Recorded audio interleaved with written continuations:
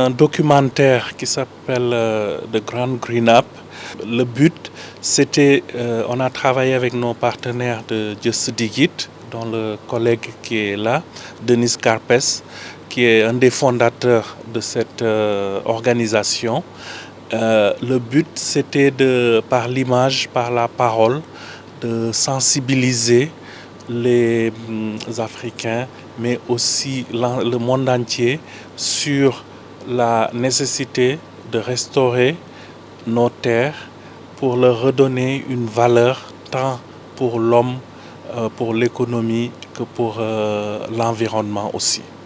Pour donner une vue d'ensemble, il y a 32 pays africains à ce jour qui ont rejoint l'initiative AFR 100. Il s'agissait à l'origine d'un engagement de restaurer 100 millions d'hectares de terres dégradées et de forêts dégradées d'ici 2030 pour les retourner à l'agriculture, à la conservation de la biodiversité et autres bénéfices.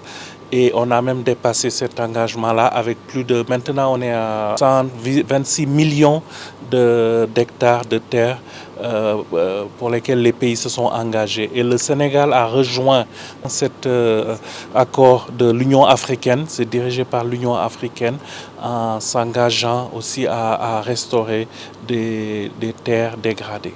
Le message qu'il a souvent martelé dans ce documentaire-là, la nature se restaure par elle-même. Parce que la nature est généreuse. Vous jetez une graine, s'il y a de l'eau, elle va pousser.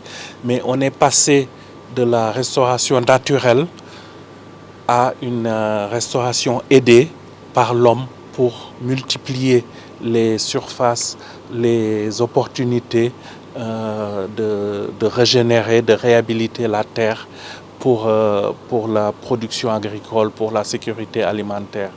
Et une des meilleures façons de diffuser les techniques de restauration sont comme dans des moyens de communication. C'est pour cela que les équipes de communication, de plaidoyer, et dans notre équipe, on a un spécialiste de la communication et du plaidoyer, c'est de diffuser par des médias de ce type les techniques. On connaît beaucoup de techniques qui sont ancestrales en Afrique et c'est ça l'avantage de la restauration, c'est que ça n'a pas besoin souvent de beaucoup de moyens financiers, mais s'il y a la volonté humaine, les techniques sont là, qui ne coûtent pas cher, comme les demi-lunes, comme beaucoup d'autres techniques qui peuvent être pratiquées de façon très facile, mais il s'agit de diffuser la connaissance. Si vous voyez le documentaire, il y a une image magnifique prise depuis le haut sur les demi-lunes.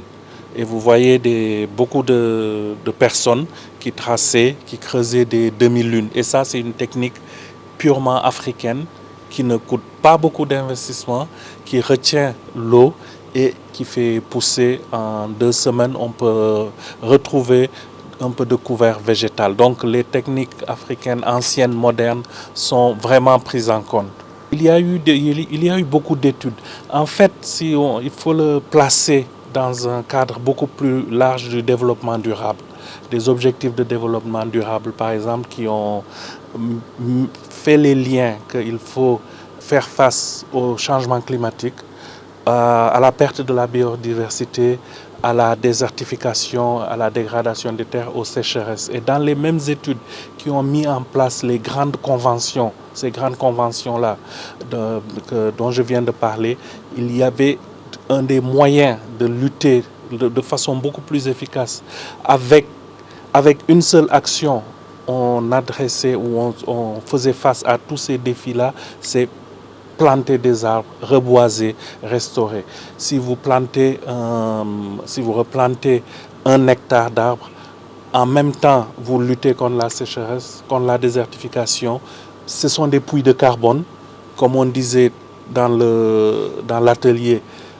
Plus tard, ça peut servir pour le marché de carbone, bénéficier les populations locales et aussi faire revenir la biodiversité, la faune et la flore. Donc planter des arbres, restaurer les terres dégradées, génère de multiples bénéfices avec une seule action. La diffusion, la première à Kigali, au Rwanda, en fin mai, a eu un impact mondial. On essaye vraiment, en tant qu'Africains, avec les partenaires, d'élever le débat et d'élever notre jeu, de viser des partenaires qui peuvent porter le message.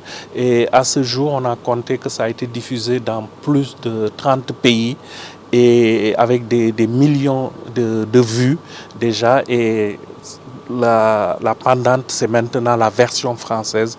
Et on espère qu'avec la version française qui vient compléter la version anglaise, nous aurons aussi beaucoup plus d'impact, beaucoup plus de portée avec ce documentaire.